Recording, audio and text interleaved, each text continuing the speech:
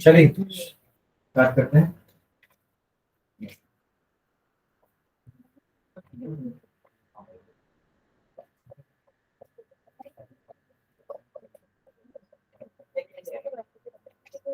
Electricity chapter start करते हैं। Last class में ह्यूमन आई का हम लोग पूरे क्वेश्चन हमने देख लिए थे राइट शीट के। ओके, तो संडे को मैंने टेस्ट बोला है ना ह्यूमन आई एंड लाइट, अभी देंगे कोई कितनी करेगा टेस्ट, ठीक है। चलो हाँ ओके, तो इसमें अपन स्टार्ट किससे किए थे? चार्ज से। सबसे पहला चीज चार्ज पढ़े थे राइट। उसके बाद हम चार्ज के बाद आए थे पोटेंशियल में। पोटेंशियल के बाद किसी का पोटेंशियल डिफरेंस, फिर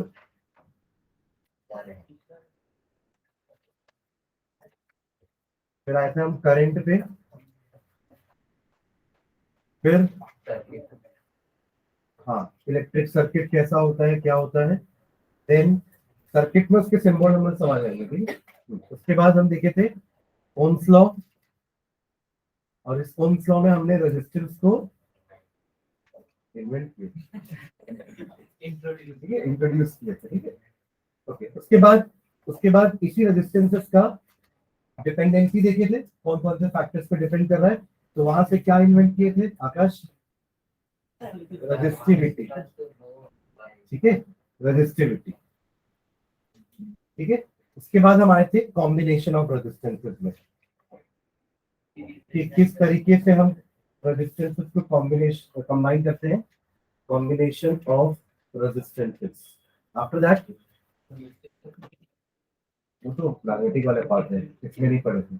और फिर बस इतना था, इसमें क्या था, जूल हिटिंग इफेक्ट ला गए थे, पावर है ना, joule heating effect and power.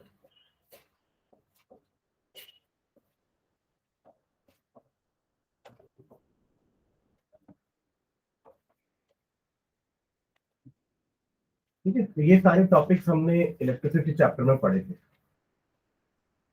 ठीक है, करके सबको डिफाइन करते हैं। जैसे सबका अलग अलग सिंबल था, चार्ज के लिए अपन सिंबल यूज कर रहे थे क्यू राइट, पोटेंशियल के लिए V, इसके लिए भी वही V पोटेंशियल डिफरेंस, करंट के लिए I, सर्किट, ठीक है, ओम्स लॉ, रेजिस्टिविटी रो हो गया, जूल हिटिंग इफेक्ट के लिए H हीट, एंड पावर के लिए B, ठीक है। यूनिट की बात नहीं कर रहा हूं, अपन इसको किससे डिनोट करेंगे।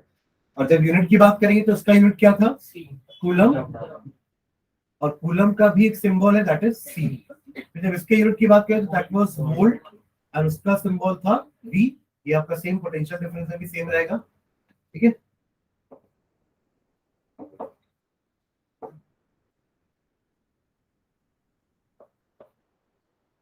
करंट के लिए एम्पियर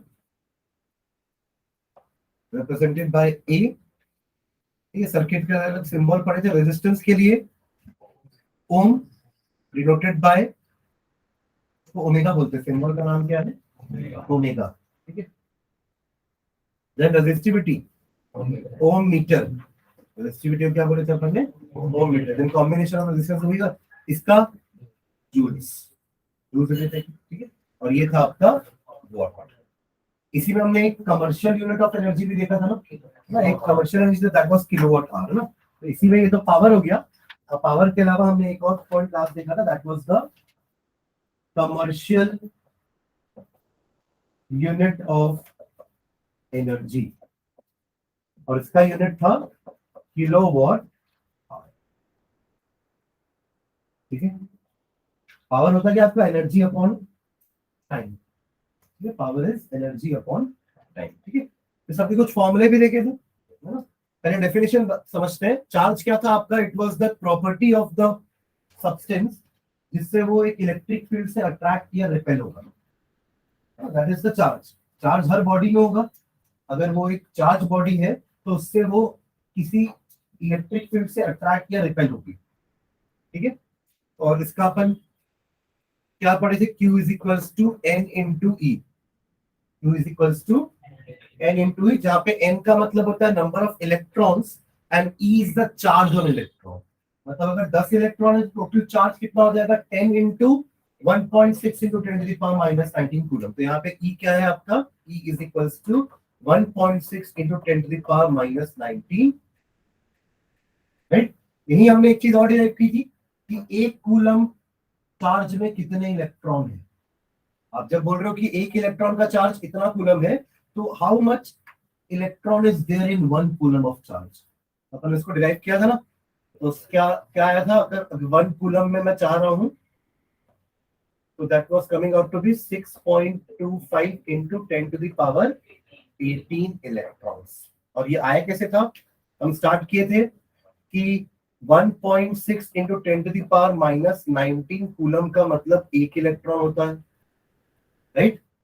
तो एक कूलम का मतलब कितना इलेक्ट्रॉन होगा, 1/1.6 इंटू 10⁻⁻19, जिसका आंसर लिया है 6.25। आप जब सॉल्व करेंगे तो answer will be 6.25 into 10⁻18 electrons. ठीक है, समझ में आ रहा है। तो इसका मतलब होता है कि आपका जो चार्ज होता है ना, दैट इज क्वांटाइज्ड। हमेशा अपन एक होल नंबर से मल्टीप्लाई करेंगे and will be a whole number. कभी भी आधा इलेक्ट्रॉन, 1.5 इलेक्ट्रॉन ऐसा नहीं होगा, ठीक है, या 1/4 इलेक्ट्रॉन ऐसा नहीं होता। इलेक्ट्रॉन या तो एक होगा या तो दो होगा, ठीक है।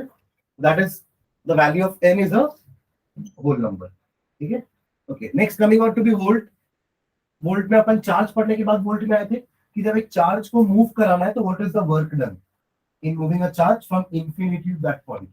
उस पॉइंट पे जो पोटेंशियल होगा, मतलब उस पॉइंट पे जहां पे अपन लेके आ रहे चार्ज को, वहां तक लाने में जो वर्क करना पड़ा, that is the potential. So it is represented by V, and V is equals to W by Q। ये फॉर्मूला था वहां, V is equals to W by Q, ठीक है। There is a work done per unit charge, या फिर आप इसको unit बोलोगे तो JC raised to -1 भी बोले थे, जिसको अपन वोल्ट बोलते हैं, जूल पर कूलम, JC raised to -1, ठीक है। और इसको मेजर करने के लिए क्या यूज कर रहे थे अपन, वोल्टमीटर, है ना। The device which is used to measure potential difference या potential is known as voltmeter, and it is always connected in parallel. Connected in parallel.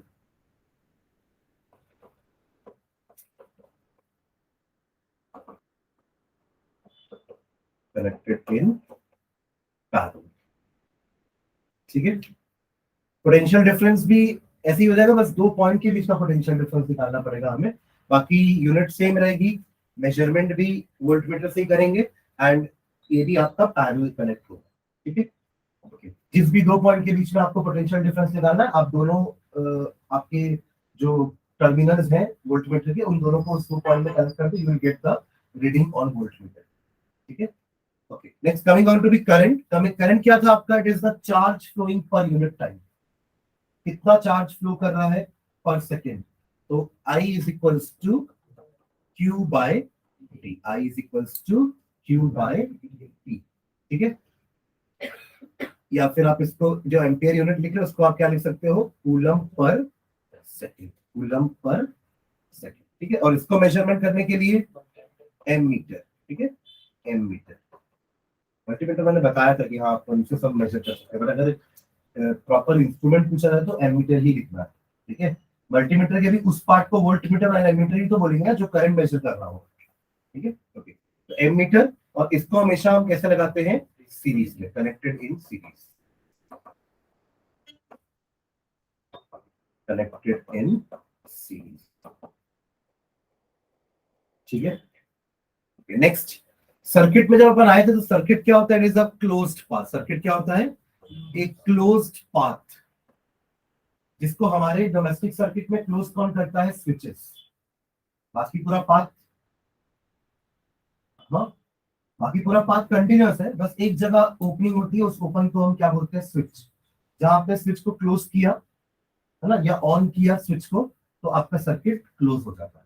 On किए तो क्लोज हो जाता है, ऑफ किए तो ओपन हो जाता है, समझ रहे हैं ना, ठीक है। तो क्लोज्ड पाथ है, इसके अपन अलग अलग सिंबल देखे थे। We saw the symbol of cell, we saw the symbol of battery, combination of cells, then resistance, then variable resistance, इसके अलावा कनेक्टिंग वायर्स हो गए, रियोस्टैट, कुछ ऐसा कनेक्ट करते थे अपन रियोस्टैट को,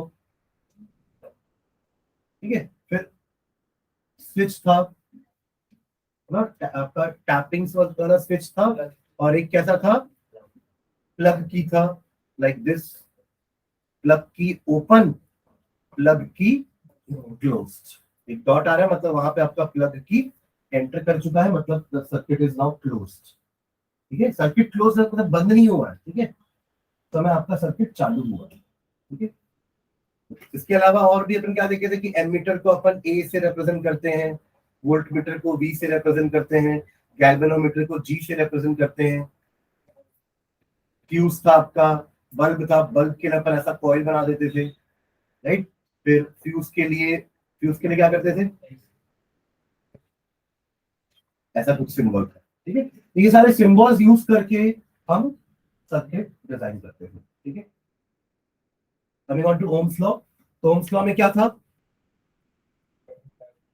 हाँ करंट, मतलब स्टेटमेंट जब लिखेंगे तो अपन क्या बोलेंगे, current is directly proportional to the potential difference applied across the two ends of a conductor, ठीक है, at a constant temperature, temperature constant रहता है, ठीक है। ये टेम्परेचर से रेजिस्टेंस चेंज हो सकता है, ठीक है।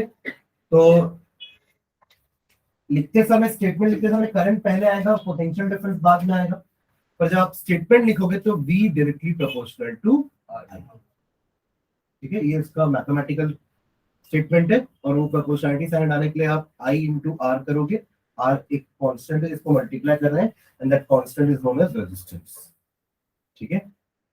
ओके, इसी में हमने ग्राफ भी देखा था, the graph was like this, ऐसा कुछ था, V वर्सेस I ग्राफ, ठीक है, which was a straight line passing through origin, याद आ रहा है, ठीक है। अब आप इसका स्लोप निकाल के रेजिस्टेंस निकाल सकते हो, resistance is equals to slope of V I graph, ठीक है। ये हमको पता है कि रेजिस्टेंस क्या होता है, resistance is V by I, resistance क्या है, वी बाय आई, और यहां से आप जब स्लोप निकालोगे तो change in Y upon change in X, तो यहां से भी आपको वी बाय आई मिलेगा, क्लियर है। तो ठीक है, ऐसा लिखना, resistance is equals to slope of the V I curve, ये वी आई ग्राफ, ठीक है। और अगर आपने उल्टा कर दिया, आई को यहाँ, वी को यहाँ कर दिया, ऐसा भी कर सकते हैं, गलत नहीं होगा, वो भी ग्राफ, वो भी स्ट्रेट लाइन ही बनेगा, पर तब आप रेजिस्टेंस निकालने के लिए स्लोप निकालोगे पहले, तो उसका रेसिप्रोकल निकाल दो, क्योंकि उस समय जब आप स्लोप निकालोगे तो that will be I by V, not V by I. हमको पता है रेजिस्टेंस आई बाई वी नहीं होता, रेजिस्टेंस तो वी बाय आई होता है, तो आप पहले स्लोप निकाल लो आई बाई वी करके, एंड देन उसका रेसिप्रोकल कर दो, तो you will get the resistance, clear है, ठीक है। तो resistance is equal to slope of V I, और अगर मैं यहाँ पे आगे लिखूं 1 by slope of I V, ये भी सही है, समझ में आ रहा है ना, ठीक। ओके, इसी में अपन एक क्वेश्चन देखे थे कि 2-3 कंडक्टर का आपको इस टाइप का ग्राफ दे दिया है ना, आपको बताना है कि कौन से कंडक्टर का रेजिस्टेंस ज्यादा है, याद है इस टाइप का क्वेश्चन, ऐसा कुछ रहेगा, आपको बताना है कि ये आपका conductor A, conductor B, conductor C, बताइए किसका रेजिस्टेंस ज्यादा है। तो इस केस में अपन यहाँ पे ऐसा कुछ ड्रॉ करके देख सकते हैं कि सेम पोटेंशियल में, मान लो ये कंडक्टर ए है, this is conductor B and this is conductor C, same voltage पे कंडक्टर ए में कम करंट जा रहा है, कंडक्टर बी में ज्यादा, और करंट कंडक्टर सी में सबसे ज्यादा है, जिसमें करंट ज्यादा है उसमें रेजिस्टेंस कम होगा, तो सी वाले का रेजिस्टेंस कम है, फिर बी वाले का उससे ज्यादा है, और ए वाले का उससे ज्यादा है। एक तरीका ये हुआ, दूसरा तरीका आप एंगल देखो, स्लोप, सबसे कम स्लोप किसका है, सी का, विच इज मेकिंग सबसे कम एंगल, सी वाला लाइन, समझ रहे, ये कम एंगल है मतलब इसका रेजिस्टेंस कम है, ये इससे ज्यादा एंगल है, इसका रेजिस्टेंस ज्यादा होगा, और ये और ज्यादा एंगल है तो इसका रेजिस्टेंस सबसे ज्यादा है, समझ में आई बात, ठीक है। तो ऐसा करके हम इस टाइप के क्वेश्चन को भी सॉल्व कर सकते हैं। बाकी इसका एक क्वेश्चन और क्या आता है, आपको वैल्यू दे देगा, वी की सारी वैल्यूज, आई की सारी वैल्यूज, प्लॉट करो बोलेगा और रेजिस्टेंस निकालोगे, तो प्लॉट कर लेना और रेजिस्टेंस निकालने के लिए स्लोप निकाल देना, स्लोप के लिए पहली और आखिरी वैल्यू लेना दोनों की, हो जाएगा। ये यहाँ पर दोनों ऐसे क्वेश्चन किए कॉपी में, ठीक है। चलो, ये बात हो गई हमारे ओम्स लॉ की। सब में आप ना यूनिट को डिफाइन कर सकते हो, समझ आ रहा है, in every quantity, in every physical quantity you can define the units also, कि जैसे मुझे 1 वोल्ट डिफाइन करना है तो 1 joule of work is done to move 1 coulomb of charge from infinity to that point. Then the voltage here, then the potential is set to be 1 volt. 1 ampere. When 1 coulomb of current passes through the wire in 1 second, the current generated is 1 ampere. तो ऐसे हम सारे physical quantity के unit का definition दे सकते हैं. 1 what क्या होता है, 1 ओम क्या होता है. ठीक है, क्लियर है. Okay, coming on to resistivity. क्या क्या फैक्टर्स है जिसमें आपका रेजिस्टेंस डिपेंड कर रहा था. Resistance was directly proportional to length of the conductor.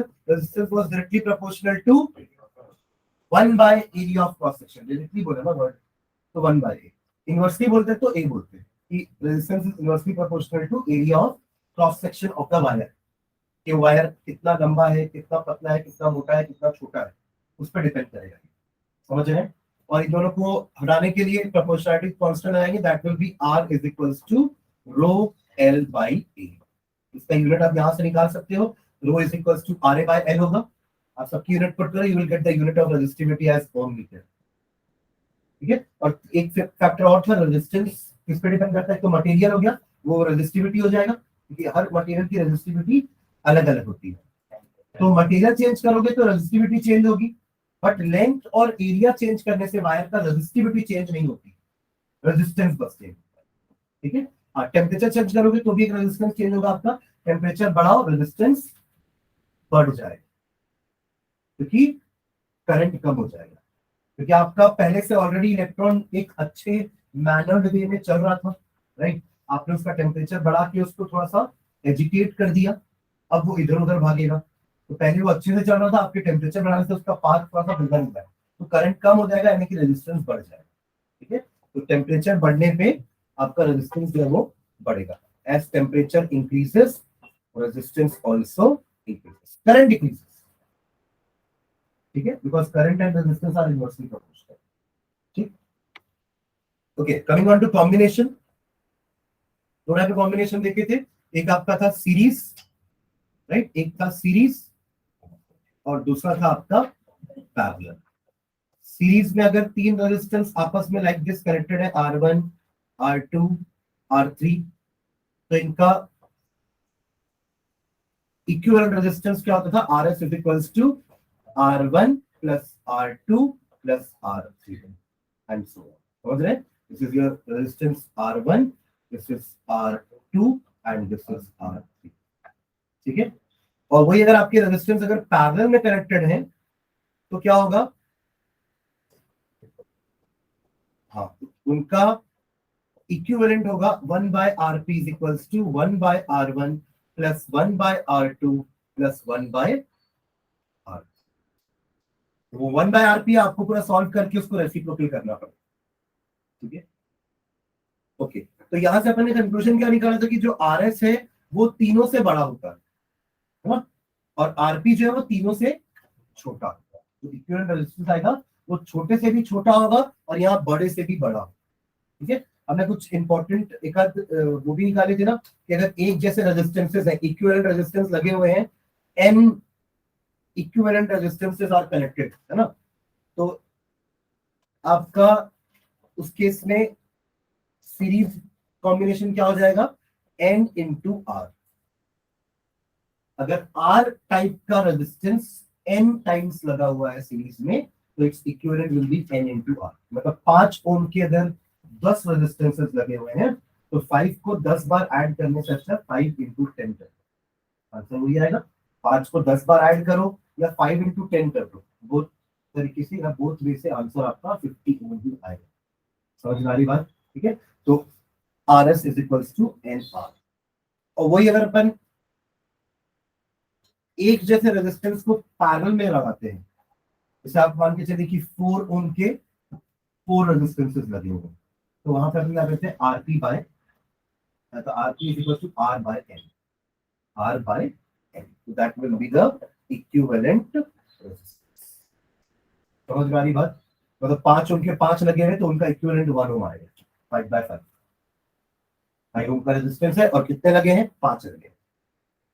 और इसी में हमने एक फॉर्मूला और निकाला था रेजिस्टेंस वाले में, 2 के लिए ट्रिक निकाले थे कि product upon sum. RP is equals to product upon sum. पर फिर उसके बाद करने के बाद आपको रेसिप्रोकल करने की जरूरत नहीं है। अगर आप ऐसा करके निकाल रहे हो तो वही आरपी आपका फाइनल आंसर होगा। समझ में आ रही बात? तो आपको फिर से रेसिप्रोकल करने की जरूरत नहीं है। सर नहीं, वो भी तो आरपी लिखा हुआ है। ठीक है, क्लियर है ये? ठीक है, नेक्स्ट आते हैं अपन जूल्स हीटिंग इफेक्ट में। ठीक है, यहाँ पे अपन फॉर्मूला निकाले थे, H is equals to I square R into T. Capital T मत यूज करना, स्मॉल टी। ये कैपिटल टी अपन टेम्परेचर के लिए यूज करते हैं। है ना? देखो यहाँ पे टेम्परेचर कैपिटल टी लिया, तो यहाँ पे टाइम के लिए क्या लेते हैं अपन? Small T. इसका अपन पूरा डेरिवेशन किया था, 2-3 लाइन का डेरिवेशन है, ज्यादा बड़ा डेरिवेशन नहीं है। वो डेरिवेशन स्टार्ट कहाँ से होता है? यहाँ से। ठीक है, अपन वर्क डन निकालते हैं। व्हाट वी फाइंड है? We find the work done. Work done in crossing that resistance, work done by the current in crossing that resistance। और वो वर्क डन क्या होता है? W V into Q। W is equals to V into Q। फिर Q की जगह हम put कर देते हैं I into T, VIT आ जाता है। ठीक है, तो VIT भी एक फॉर्मूला है। फिर उसको अगर अपन V और मतलब I और R के टर्म्स में रिप्रेजेंट करना चाहते हैं तो I स्क्वायर RT लिख सकते हैं, और V और R के टर्म्स में रिप्रेजेंट करना है तो V square by R into T लिख सकते हैं। मतलब इसके 3 तरीके हो सकते हैं। ये भी सही है, V square by R into T भी सही है, या फिर एक और क्या है? VIT। तीनों सही है, क्योंकि यही तीनों से तो पावर का फॉर्मूला है ना। ये तीन याद है, पावर के लिए अपन 3 फॉर्मूले पढ़ते थे, क्योंकि ये सब एनर्जी है। आप सबको डिवाइड कर दो T से तो पावर के फॉर्मूला आ जाए। Power is equal to V into I, power is equal to V square by R, power is equal to I square R। समझ रहे? ये सबका एनर्जी निकला हुआ है।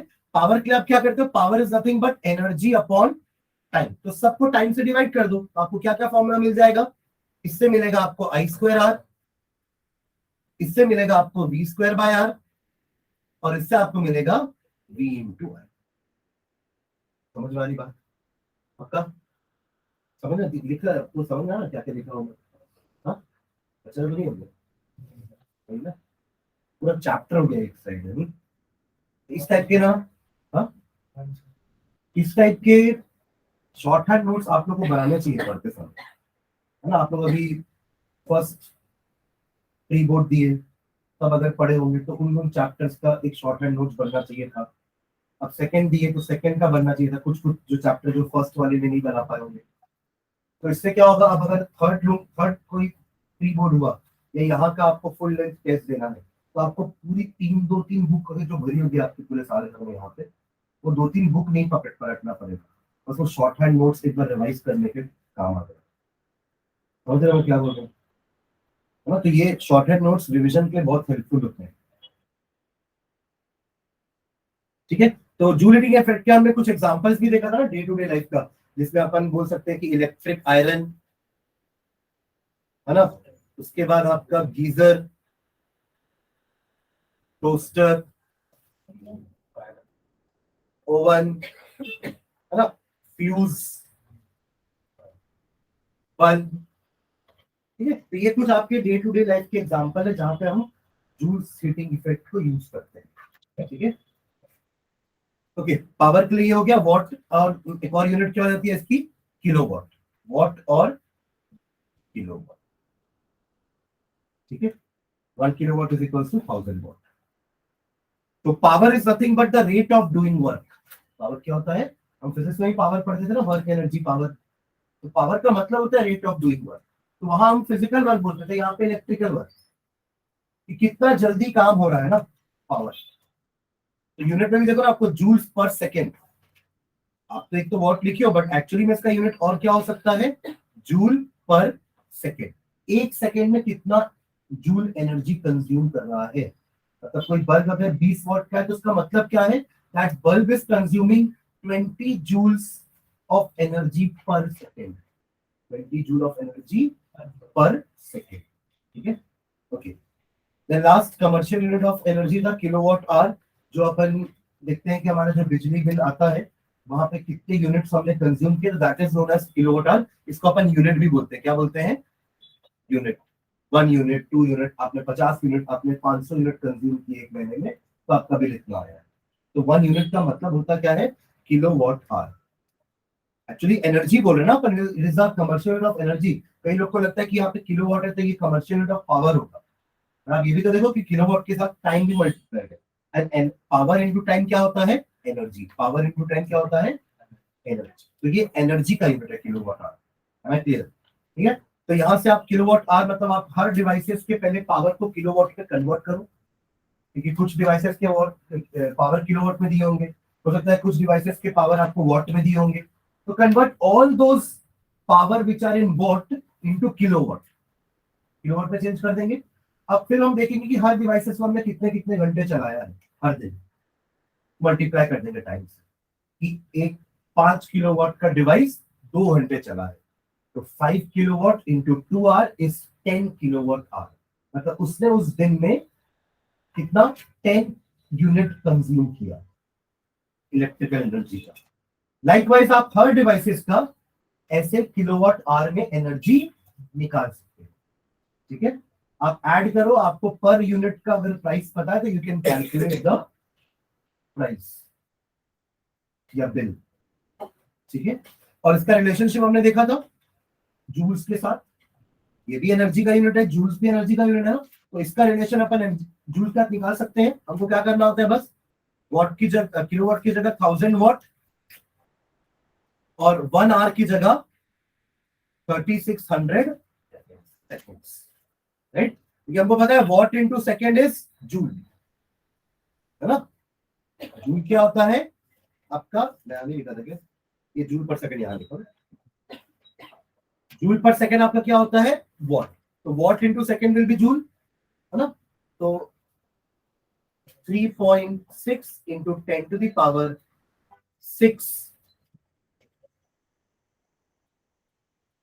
joule. This is the relationship between commercial unit of energy and SI unit of energy. Which is the SI unit? Joule is the SI unit of energy. तो ये commercial unit और SI unit के बीच में क्या है, relation, clear. ये आपका पूरा चैप्टर हो गया, ठीक है। कुछ छूट तो नहीं रहा है, लगभग सारी चीजें कवर हो गई। कुछ एलॉयज के नाम अपन पढ़े थे ना, वो आपके इसी में आ जाएंगे ना, नाइक्रोम हो गया, कॉन्स्टेंटन हो गया, जिसका रेजिस्टेंस हाई होता है, इसलिए उनको हम हीटिंग एलिमेंट के लिए यूज करते हैं। कॉपर के कॉइल्स नहीं बनाते, हीटिंग कॉइल किसके बनते हैं, एलॉयज के, जिनका रेजिस्टेंस क्या होता है, हाई होता है, ठीक है। टंगस्टन प्योर है, प्योर एलिमेंट है, टंगस्टन इज एलिमेंट, इसका सिंबल होता है डब्ल्यू। क्यों बोल रहे डब्ल्यू, तो डब्ल्यू क्यों बोल रहे हैं, कुछ तो कारण होगा। क्यों बोल रहे हैं, वो डब्ल्यू का बहुत बड़ा फैन था।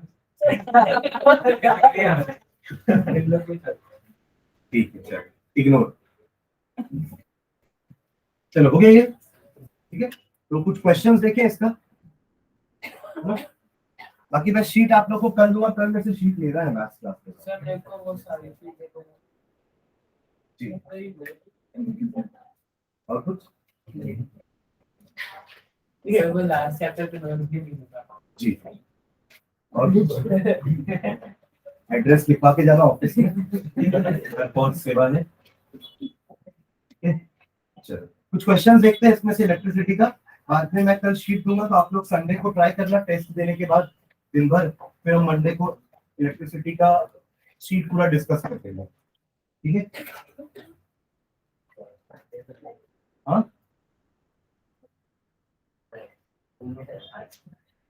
क्या है, ठीक से बोला कर, पूरा पूरा बोला करें तो मत बोला कब, मंडे को, तो ठीक है ना, क्या हो गया, कर लोगे, हो जाएगा।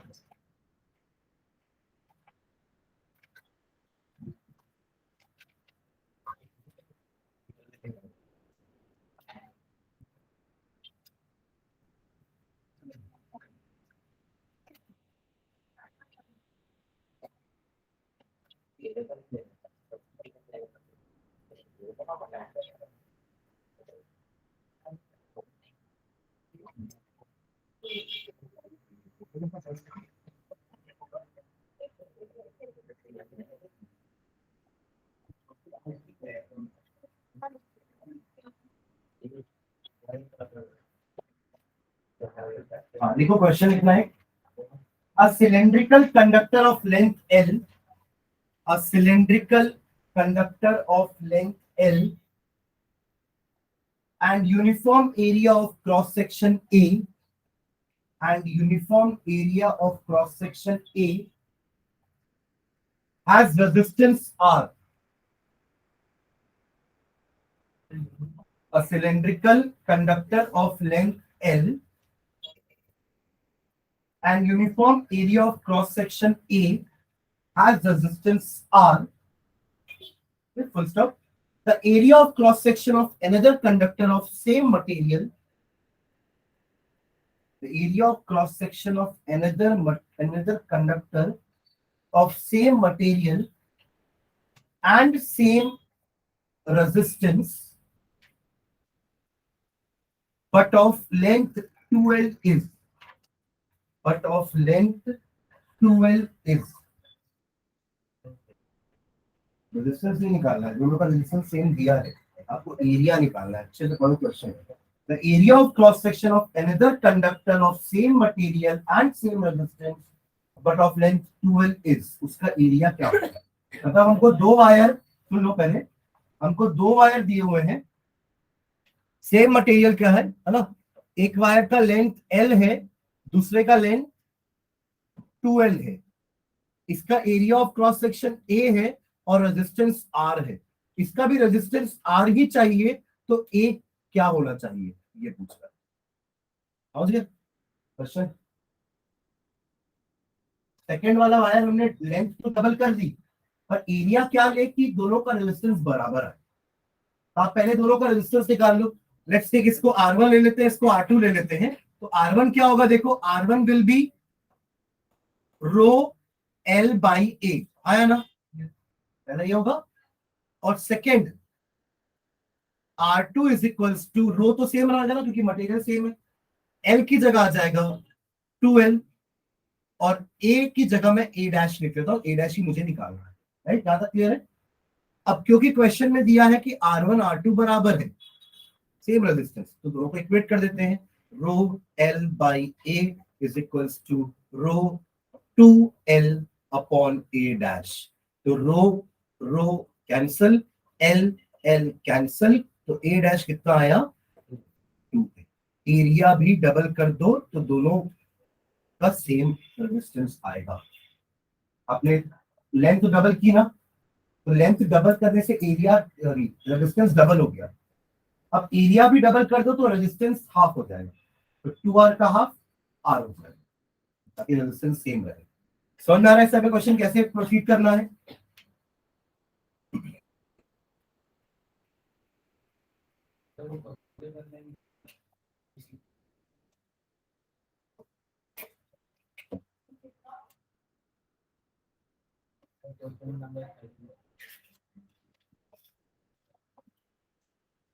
और क्यों मेरा,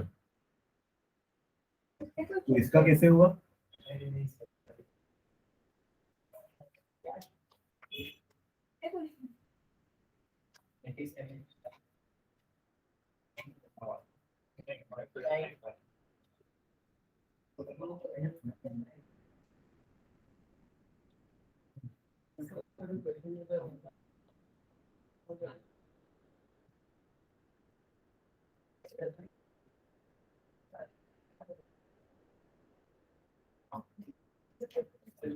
ये है ना क्वेश्चन, तो देखते हैं लास्ट ना सर उसमें पूरी क्लास का अलग अलग आंसर है। हाँ चलो next.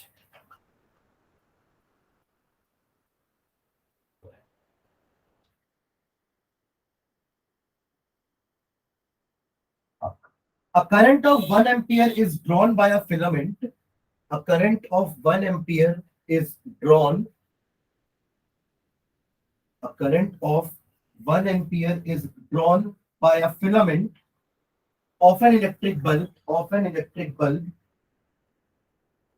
of an electric bulb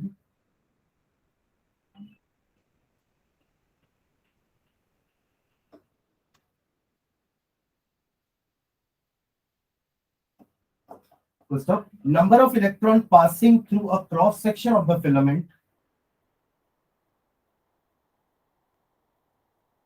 Number of electrons passing through a cross section of the filament in 16 seconds. In 16 seconds would be. चार ऑप्शंस दिए हुए हैं. 10 to the power 20, 10 to the power 16, 10 to the power 18, 16, 16, and 10 to the power 23.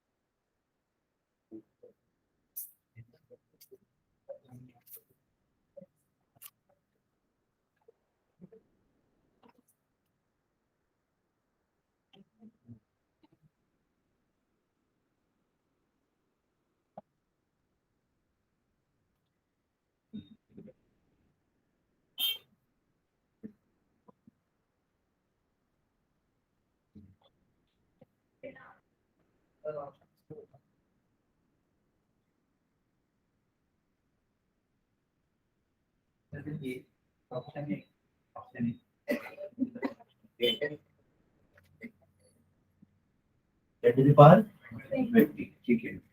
कितने लोग का नहीं आया? तो नहीं बन रहा है कि क्वेश्चन बन नहीं है क्या? देखो क्या बोला है, क्या गिवन आप पहले क्या क्या बोला है. करंट आपका कितना है? 1 एम्पियर, ठीक है. और टाइम दिया है 16 सेकेंड्स, ठीक है. आपको निकालना है कि how many number of electron passing through it in 16 seconds. तो टाइम पता है आपको, करंट पता है. करंट होता क्या है? I is equals to Q bye T. I क्या होता है? Q bye T. और Q क्या होता है? N into E. हमको N निकालना है ना. N into E upon 16. बस. तो 16 is equals to N into 1.6 into 10 to the power minus 90. Calculation पे कितना इजी दिया हुआ, दोनों तरफ 16 दे दिया है ना. अब इसको कर लो, 16 रहने दो अभी. इसको n को आप 16 बाय 10 लिख सकते हो. इसको 1.6 को 16 बाय 10 लिख सकते हो ना. तो 16 लिख दिया, और वो जो 10 नीचे था वो जब ऊपर आएगा तो वो भी माइनस हो जाएगा. तो इसको 10 टू द पावर माइनस 20 लिख सकता हूँ. हाँ, अब ये 16 16 क्या हो जाएगा? कैंसिल हो जाएगा. तो n का वैल्यू क्या आएगा? 10 टू द पावर माइनस 20 यहाँ पे नीचे जाएगा तो 1/10 टू द पावर माइनस 20 नीचे हो जाएगा. और अभी अभी ऊपर जाएगा तो क्या होगा? 10 टू द पावर 20. इतने क्या?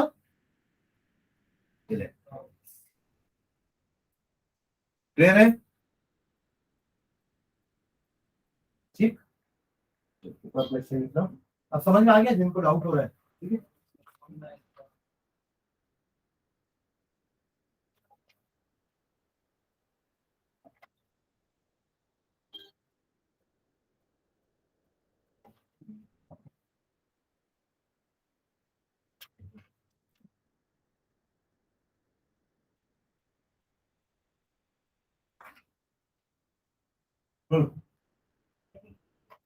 नीचे लिखो.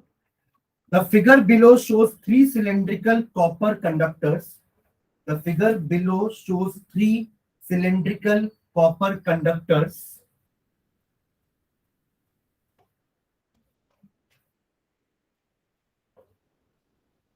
three cylindrical copper conductors along with their face areas and length. Along with their face area and length. Along with their face area and length.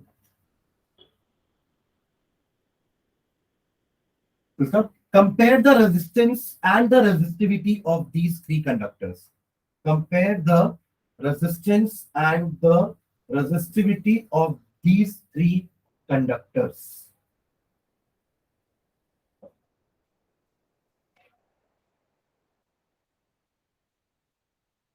ठीक है, ये डायग्राम बना लो और ये कंडक्टर का नाम ए दे दो. This is B and this is C. हाँ, फाइनल दोनों का आंसर बताओ मुझे.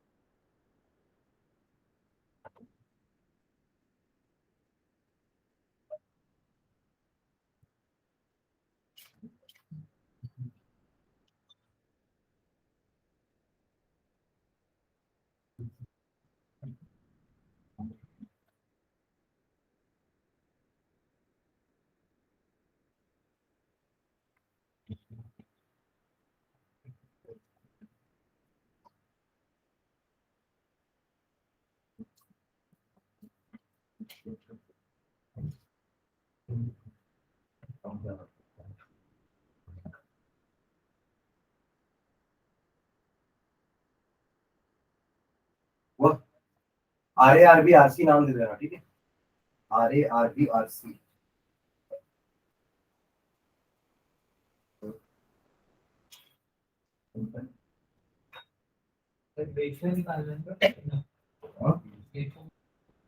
नहीं, कंपेयर करना है, ग्रेटर देन इक्वल टू बताना है. कौन किससे बड़ा है, कौन किससे छोटा है. आर ए निकाले, वो तो बराबर होगा ना तीनों का. मटेरियल सेम है ना, copper. Resistivity will be same. पहला आर ए क्या आएगा, रो L by A.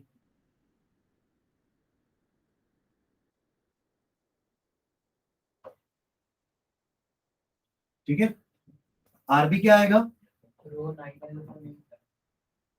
9L rho into 3L upon A bye 3, यानी कि 3RA है ना. 3 आप ऊपर लेके जाओ ना, तो 9 3 सॉरी 9 बोल 3 बोल रहा हूँ. 9 ना, टाइम्स 9 ये 3 ऊपर मल्टीप्लाई हो 3 3 9 हो जाएगा। बाकी तो R A by L uh sorry rho L by A ही है विच इज आर ए, तो 9 times of R A and R C क्या हो जाएगा, रो एल की जगह एल बाय 3 और ए की जगह 3 ए, ये 3 नीचे आ जाएगा तो 9 से डिवाइड हो जाएगा, यानी ये हो जाएगा आर ए बाय 9। तो कौन सा सबसे बड़ा है, आर बी, सबसे छोटा आर सी देन आर ए, सबसे बड़ा आर बी। ठीक है, आर ए के फॉर्म में नहीं मतलब R1 R2 R3 0। सर अगर उसको 9 आ रहे ना लेके ऐसे छोड़ दे तो फिर कंपेयर कैसे करेंगे अपन कि कौन किससे बड़ा है छोटा है। हाँ तो इससे और ज्यादा अच्छे समझ में आ रहा है ना मुझे, यहाँ दिख रहा है कि आर बी 9 टाइम्स ग्रेटर है आर ए से और आर सी 9 टाइम्स स्मॉलर है आर ए से। ठीक है, तो फाइनली फिर लिख देंगे अपन ऐसा, R B greater than R A greater than R C, बाकी rho is same, resistivity is same. ठीक है,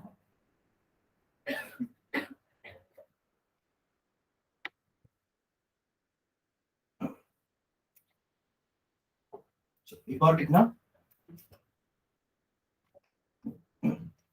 अच्छा अपन उसमें एक चीज वो लिखना भूल गए, वो रेटिंग वाला, करंट रेटिंग वोल्टेज रेटिंग दिया रहता है तो अपन उससे रेजिस्टेंस निकालते हैं। क्या फॉर्मूला तो यही सारे यूज होते हैं पावर वाले ही, कि हमको पावर रेटिंग दी रहती है ना, पावर रेटिंग दिया रहता है और वोल्टेज रेटिंग दिया रहता है, तो अपन पावर और वोल्टेज की हेल्प से रेजिस्टेंस निकाल लेते हैं ना। समझ आ रहा है, चलो लिखो क्वेश्चन लिखना। A bulb is rated 40 watt to 20 volt. A bulb is rated 40 watt to 20 volt. So find the current drawn by it. Find the current drawn by it when it is connected to 220 volt supply. Find the current drawn by it when it is connected to 220 volt supply. Find the current drawn by it when it is connected to a 220 volt supply. तो इतना जो part भी पूरा question नहीं हुआ पर इतना part देखो क्या दिया आपको, पावर दिया है, वोल्टेज दिया है, आई निकालना है। कौन सा इक्वेशन यूज कर सकते हैं अपन, power is equals to V into I, तो यहाँ से आई निकल जाएगा। ठीक है, ओके कंटिन्यू करें question. Also find its resistance, also find its resistance. तो V पता, I पता है, तो ओम्स लॉ निकाल के R निकल जाएगा। क्या बोलते हैं, ऑल्सो फाइंड इट्स रेजिस्टेंस हो जाएगा ना। आगे बढ़े और continue question. If the given bulb is replaced by, if the given bulb is replaced by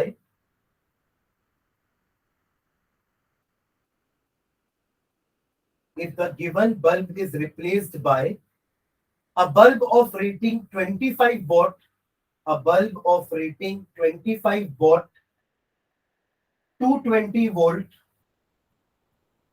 if the given bulb is replaced by a bulb of rating 25 watt to 20 volt, will there be any change in the value of I and R? Will there be any change in the value of I and R? Justify your answer and determine the change.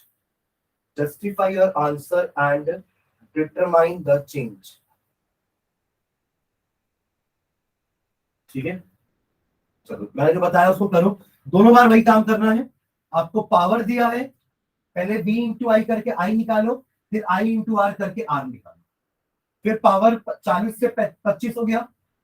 ठीक है,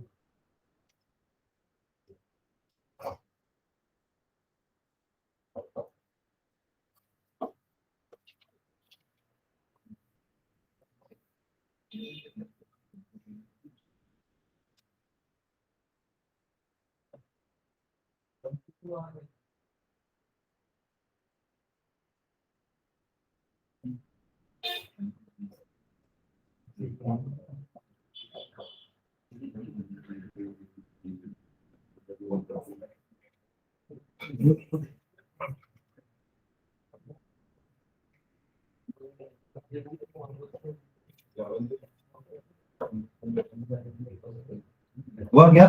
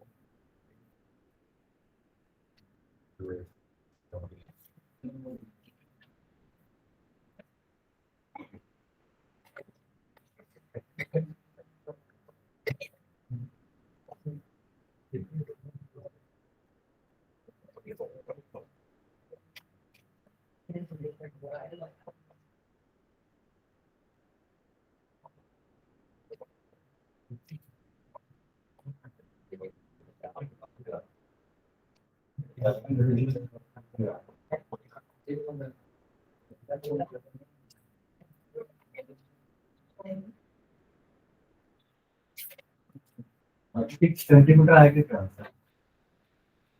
sir मेरा तो 2.4 centimetre है total.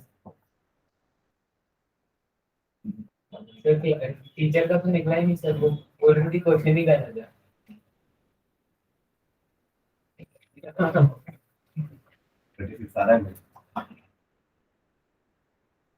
Sir exam का 1003 centimetre आ रहा था।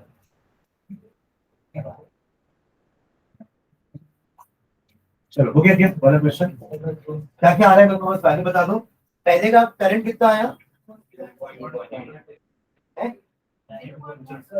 Current current 2/11 2/11 आया सबका निशान। और आर 122.2 222.2 1210 नहीं आ रहा? मेरा आ रहा है। हाँ? वही है 1210 ना? हाँ वही आना चाहिए। बाकी लोग क्यों गलत हो रहे थे? सब एक साथ कैसे गलत हो सकता है? 1210 आएगा आपको।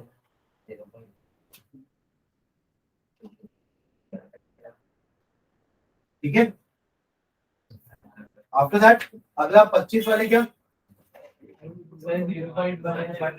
5 by 44 0.1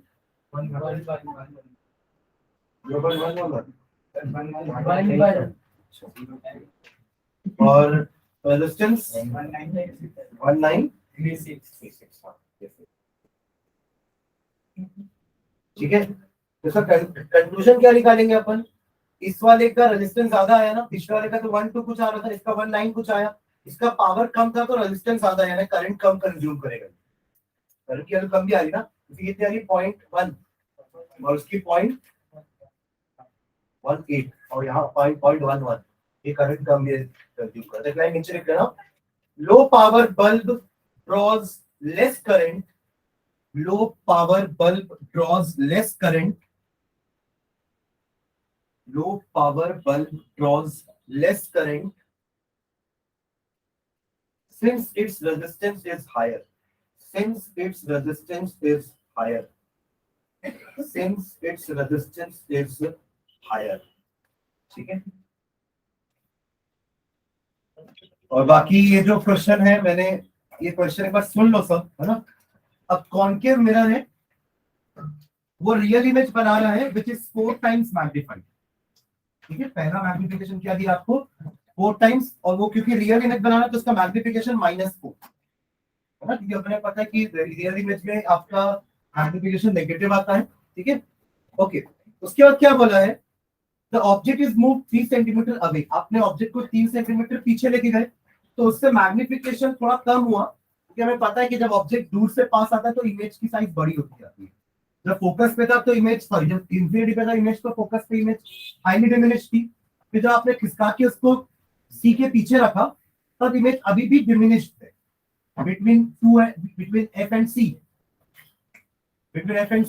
है ना। पर जब आप बीच में रखते हो तब मैग्नीफाइड इमेज बनती है। एक्चुअली केस कौन सा है, जब आपका ऑब्जेक्ट एफ और 2f के, एफ और सी के बीच में, तब मैग्नीफाइड इमेज बनती है। अब यहाँ पे आपने 3 सेंटीमीटर पीछे लेके गए तो अभी भी आप एफ और सी के बीच में ही हो, क्योंकि अभी भी इमेज मैग्नीफाइड बन रही है पर 3 टाइम्स मैग्नीफाइड, समझ रहे। तो पहले केस में मैग्नीफिकेशन -4 लिया मैंने और दूसरे केस में मैग्नीफिकेशन -3। उसके पहले मैंने ना एक रिलेशन निकाला है फोकल लेंथ और मैग्नीफिकेशन के बीच में और यू के बीच में, जहां पे वी नहीं होना चाहिए। क्या रिलेशन है देखो, हमको पता है ये मिरर फॉर्मूला होता है, u, m भी पता है हमें -v/u होता है। कुछ नहीं किया मैंने, बस v की जगह ना nu रख दिया है, -n, v की जगह -n। कैन यू सी, मैं चाहता हूं कि देखो इसमें v के बारे में कुछ दिया नहीं, इसलिए मैं चाहता हूं कि v ना रहे मेरी इक्वेशन में। तो मैग्निफिकेशन का जो इक्वेशन है -v/u, उससे अपन v निकाले और ऊपर पुट कर दिए।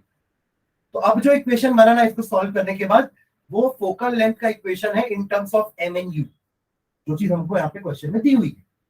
m दिया है दो केस में और दोनों केस का u दिया है। एक केस में u है, दूसरे केस में u+3 हो चुका है, और पहले केस में m-4 है, दूसरे केस में m-3 हो चुका है। तो बस वो वैल्यू पुट करेंगे, है ना। दोनों से u का वैल्यू निकालो और दोनों को इक्वेट कर दो। मैंने इससे u का वैल्यू निकाला फर्स्ट इक्वेशन से, मैंने दूसरे इक्वेशन से u का वैल्यू निकाला और दोनों को इक्वेट कर दिया, क्योंकि u तो सेम है ना, u का वैल्यू तो सेम आएगा। +3 करेंगे तो बाद में चेंज होगा डिस्टेंस, बट u तो दोनों के लिए सेम है, एक u और एक u+3, ठीक है। तो दोनों को मैंने इक्वेट कर दिया, तो उससे f का वैल्यू आया 36 सेंटीमीटर, ठीक है। तो हो गया क्वेश्चन, नोट करके दिखा दे। और